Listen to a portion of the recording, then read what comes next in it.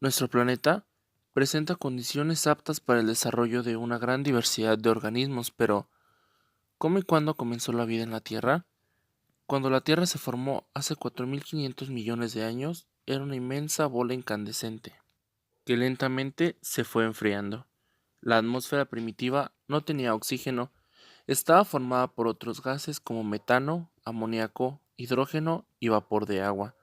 Luego de miles de años, comenzó a llover torrencialmente, dando paso a los mares primitivos.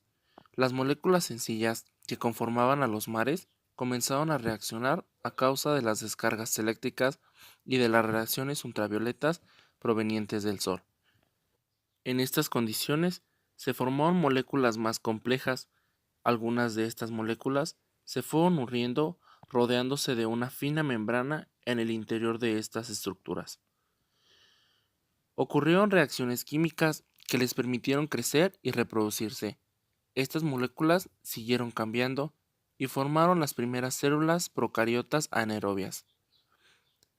Se supone que en el momento en el que la molécula orgánica comenzó a escasear a unos 3.200 millones de años, se produjo un cambio que permitió a algunos organismos alimentarse a partir de sustancias orgánicas.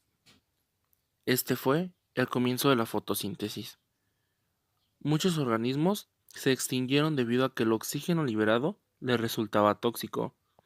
Otros organismos sobrevivieron y de ello surgió un mecanismo que permitió la utilización del oxígeno para obtener energía.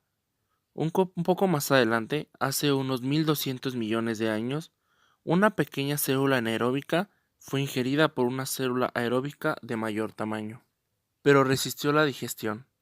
Con el correr del tiempo se formó la mitocondria. De la misma forma, procariotas fotosintéticas fueron ingeridas por células no fotosintéticas de mayor tamaño y se convirtieron en los precursores de los cloroplastos. Con la aparición de la membrana nuclear que contiene el ADN, se originaron las células eucariotas. Se cree que el origen de estas primeras células fue decisiva, la aparición de una membrana que separase el medio externo del interior.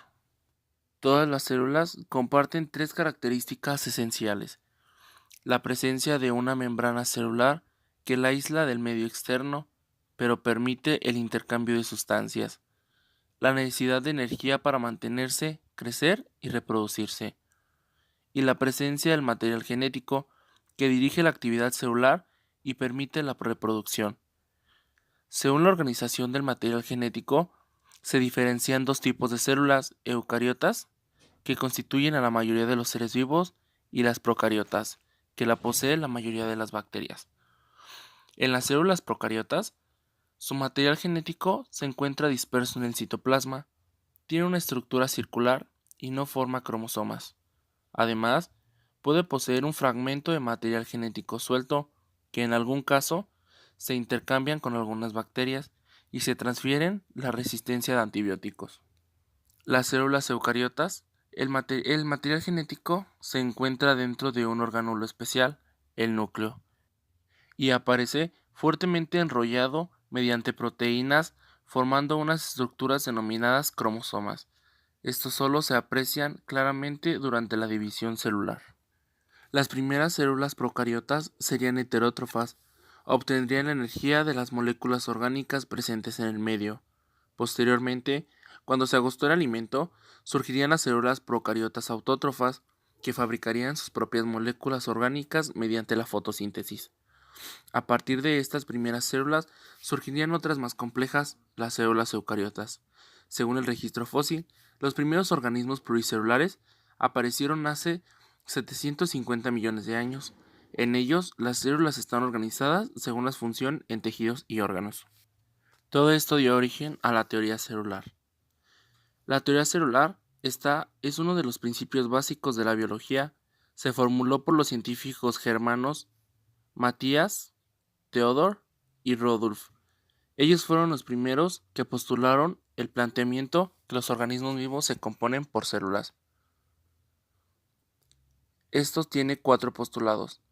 Todos los seres vivos están compuestos por células, o bien por sus productos de secreción. Los organismos pueden tener una sola célula o más.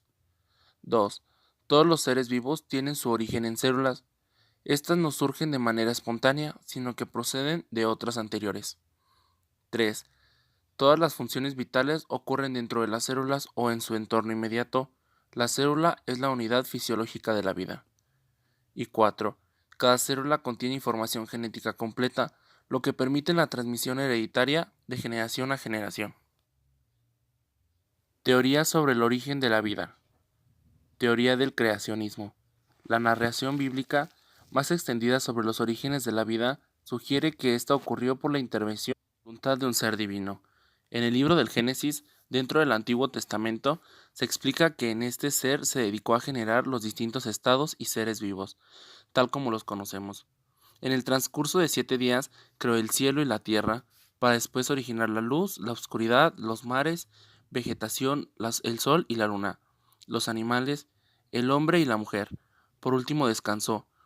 Esa teoría es la que ha estado más vigente en la sociedad a través de los siglos, hasta que los progresos en investigación de la revolución científica la están cuestionando. Teoría de la gran glaciación. Una glaciación global pudo ocurrir hace unos 3.700 millones de años. Entonces, el hielo podría haber protegido una serie de compuestos que evolucionarían lentamente bajo una capa enorme. Más adelante, con la adquisición de una atmósfera por parte de la Tierra, los rayos ultravioleta no penetrarían tanto. El planeta se calentaría debido a un aumento del brillo del Sol y los ciclos que están surgiendo a los componentes saldrían al aire libre. Teoría de la panspermia. La panspermia propone que la vida en la Tierra comenzó a partir de rocas, meteoritos y restos de material cósmico que han impactado nuestro planeta desde sus primeros momentos en la existencia. Dicho material se supone es transportado a través de polvo cósmico y mantiene la Tierra por acción de la gravedad. La panspermia propone que la existencia de estos restos pudo generar el material orgánico y bacteriano necesario para generar vida. Lo planteó por primera vez el biólogo alemán Hermann Richter en el año de 1865. Generación espontánea. La generación espontánea es una de las teorías más antiguas y conocidas sobre los orígenes de la vida. A grandes rasgos, propone que la vida se genera de manera espontánea o natural, a partir de los microorganismos presentes en el materia inerte. En sus formas más antiguas, la teoría de la generación espontánea consideraba que la vida se crea porque algunos materiales inertes pueden originar organismos vivos. Por ejemplo, el estiércol genera moscas. En este contexto, es clásico el experimento que realizó el médico italiano Redi, quien intentaba probar que la materia inerte no genera vida, sino que la trae. Lo que hizo fue dejar un trozo de carne al descubierto y otro trozo de carne dentro de un frasco cerrado.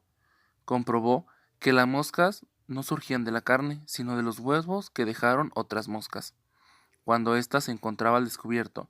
Finalmente, fue Louis Pasteur quien comprobó que los microorganismos no surgen de la materia inerte, sino que están en el aire, y dicha materia solo los atrae. Teoría de la abiogénesis. Reformulando la teoría de generación espontánea, ha surgido la teoría de la abiogénesis, que propone que hay un proceso natural en la materia inerte, a partir del que surge la vida.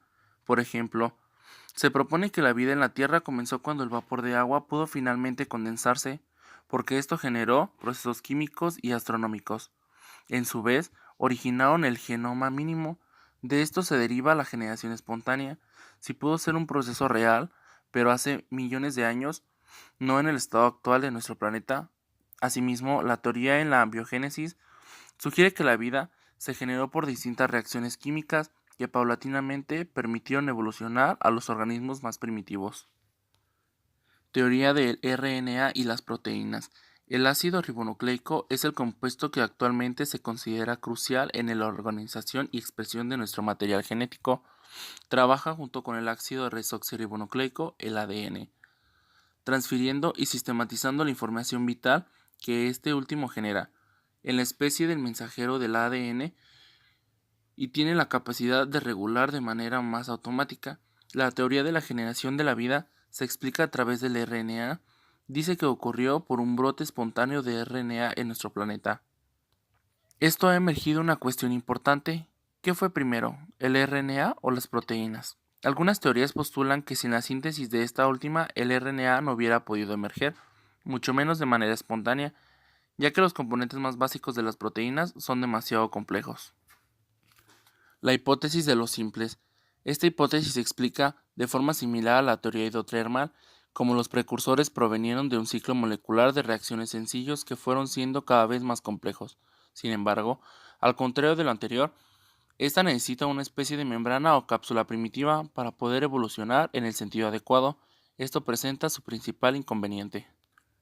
La teoría hidrotermal. Esta explica cómo el origen de la vida habría tenido lugar en el agua caliente y llena de moléculas, gracias al aporte genético producido por el calor terrestre o por un evento externo, como un rayo. Las moléculas se ensamblarían de forma natural en nuevas moléculas más complejas. Parte de esta hipótesis está demostrada en el laboratorio, donde se ha observado cómo las moléculas efectivamente tienen tendencia a formar estructuras más complejas de forma espontánea. Esto debido a ocurrir en profundidad, pues la luz ultravioleta, debido a la falta de atmósfera, habría destruido los compuestos más grandes.